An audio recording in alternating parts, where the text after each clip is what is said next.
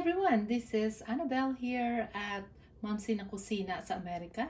And today ang dinner natin ay ito yung tinatawag na walang tipid. I will call this walang tipid na nilagang baka. Why? Because ang dami nating ingredients, mga veggies. So let's go ahead and start with, we have two green leafy vegetable here. Meron tayong petchay. Ito. And then bokchoy. So there's two different leafy vegetables. Then green beans, potato, jalapeno, and fresh corn. At saka yung ating different colors of carrot.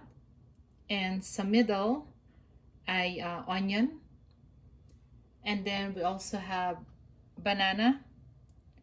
And 1 cubes of knorr beef cubes yan for extra flavor sa nilaga. And then gagamit din tayo ng black pepper, yung peppercorn, sea salt, and then a little bit of ground black pepper, and then patis, of course. So, ang dami nating veggies dito, but that's good. The more the merrier. And then ito yung meat natin. I already cooked this meat. Na pressure cooker natin to kasi it will take a long time. So mga 15-20 minutes kung niluto to sa pressure cooker. This is spare ribs, beef spare ribs, and some chunk pot roast na So luto na yan. At medyo nag-shrink siya ng konti kasi pinalamig ko siya. And then here we go.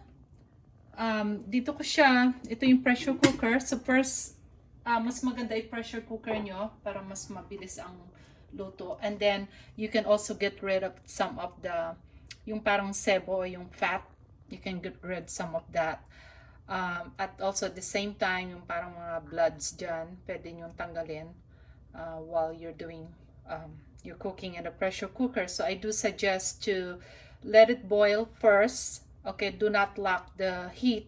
Baka maano kayo, paso. So i-boil lang ninyo and then take the remove some of the broth kasi nandoon yung blood.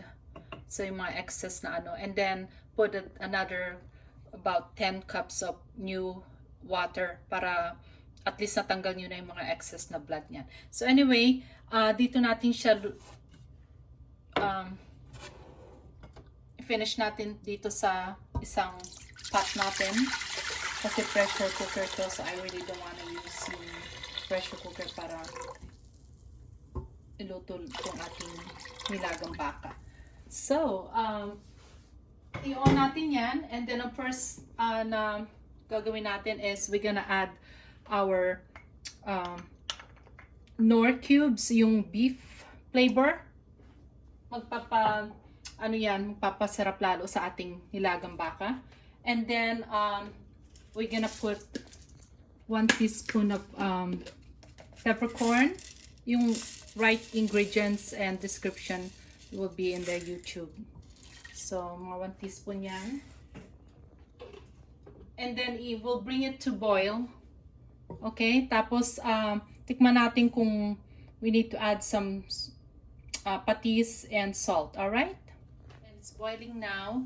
So, ang gagawin natin, we can add, kasi nilagang baka to, we want more soup, sabaw nito. Mag-add pa tayo ng at least 2 more cups of water. Kanina 10 cups yung nito, water dun sa na ginamit natin sa ating pressure cooker, and we kept that broth, okay, kasi nandun lahat yung taste nung meat. So do not throw the sauce or the broth from the pressure cooker. You have to use that kasi nga nandun yung broth, yung niya flavor. So ngayon nandiyan na yung beef cubes. What we're gonna add yung ating onion. Kinat ko lang to ng big cubes. Pampalasa din yan. And then, i-try natin yung ano nito flavor. I-boil uli natin. And so we can taste this. Alright, we're back. So, nag-boil na tong ating broth. And we'll go ahead and taste this. Andito na yung ating cubes. Yung beef cubes. At saka yung onion. Ang bango ah. Okay, nalalasahan ko na yung beef flavor niya. But we're gonna add at least 1 tablespoon of sea salt. Kulang sa alat. 1 tablespoon lang muna. Then we can try this again. Mamaya natin lagyan ng fish sauce, patis. So ngayon, pwede na nating total yung meat. Our meat are ready kasi na pressure cooker na natin yan. And by the way, I added salt and pepper to this meat sa kanina dun sa pressure cooker. So meron na siyang taste, may salt na siya. So ngayon, all this gonna be all veggies. We're gonna start with that kasi yung meat natin are very soft. Okay, let's see. Lagyan muna natin yung ating corn. Sabay-sabay na to. Just gonna go all down here. Yung mga veggies na medyo matagal maluto. Yung corn muna.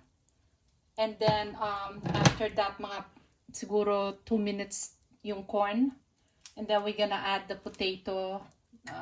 Most of them are coming down to this pot. Okay? I'll show you guys next. So, yung corn natin ang nauna. And, mga 2 minutes nating ano yan. Para at least medyo luto yung corn. Tapos, ito ng ating potato.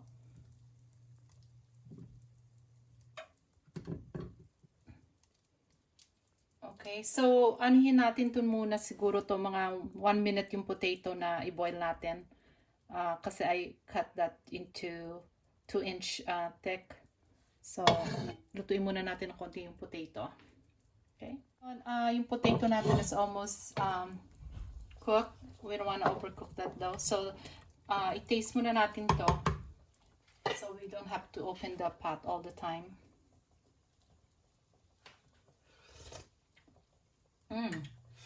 Okay, tamang-tama yung salt niya. We're not adding any more salt. Mag-add lang tayo ng at least 1 tablespoon of patis. Kasi meron tayong in-add kanina na we added beef cubes. May salt din yun. So, tama na to. Let me try it again. Masarap sa nilaga, hindi masyadong maalat kasi we like the broth. Okay. I like that. Hindi tamang-tama lang siya. We're not adding any more patis. So now we can pretty much add everything kasi yung carrot natin is easy to cook. Lagyan na natin itong na to. Ang last natin is the meat kasi yung pressure cooker yun eh. Luto-luto na siya. And then there you go. So boil natin ng mga 1 minute yan. Then we're gonna add the green beans and the leafy vegetables. Our banana is actually cooked na to. When I bought this, ito yung banana na saba. It's came in the pack and it's already cooked. Okay? Alright. So guys, we'll put a little bit more ground black pepper. Actually, about half teaspoon. Tapos, we'll go ahead and add all this, yung banana muna. But like I said, this is already steamed na itong banana na to. We don't want to add that, the first one, always, almost the last one, kasi maasim yung banana, you know. Alright, so, eto na. Lagyan natin itong petchay. We'll bring it to high temperature. Isang kulo lang to guys. 1 to 2 minutes na boil. We're gonna add all of this here already. Ganyan lang siya. Then yung green beans. Masarap yung medyo crunchy to eh. So, sorry. Nahulog. Okay, so lagay natin lahat yung green beans.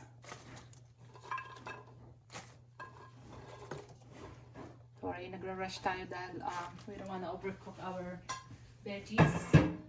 Tapos, ganyan natin ng konti. Try na natin yung broth niya. It's good. We can taste this again later.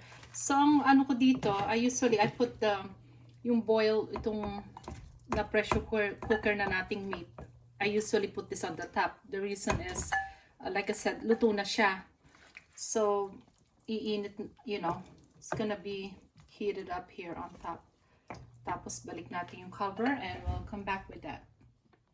Oh, hi guys, again. So, here we go. Ito yon after 2 minutes, binoil natin, but do not overcook. See, yan yung meat, oh, nasa top. Mainit na rin yan. But, you can push down a little bit sa, you know, dito sa bottom. Para mas lalong uminit yung meat nyo. But, ito na yung mga veggies. Hindi siya na overcook.